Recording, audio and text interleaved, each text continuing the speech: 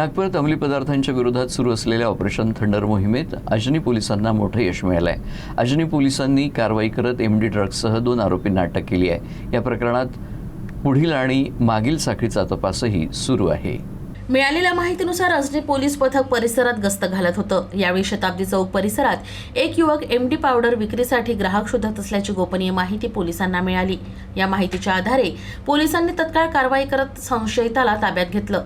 झडती दरम्यान त्याच्याकडून 2.5 ग्रॅम एमडी पावडर आणि 1 मोबाईल जप्त करण्यात आला। चौकशीत आरोपीने त्याचं नाव हिमांशू कडू असल्याचं सांगितलं, तर तो आर्थिक फायद्यासाठी अंमली पदार्थ विक्रीच्या तयारीत असल्याचं चौकशीत निष्पन्न झालंय। पोलीस चौकशीत त्यानं हे एमडी वाठोडा परिसरातील मोरेश्वर मेश्राम याच्याकडून विकत घेतल्याचं कबूल केलं।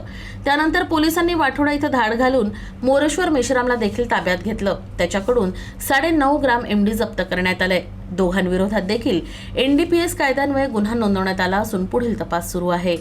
सदर बाबतीत चौकशी करून योग्य कारवाई केली असता नमूद मोरेश्वर उर्फ रोहन सुरेश मेश्राम याच्याकडून सुद्धा 9.5 ग्राम एमडी अशी एकूण 12 ग्राम एमडी, 2 मोबाईल आणि 2 मोबाईल व त्यांचे सिम जप्त करण्यात आलेले आहे। एकूण 1,64,000चा मुद्देमाल हा जप्त करण्यात आलेला आहे।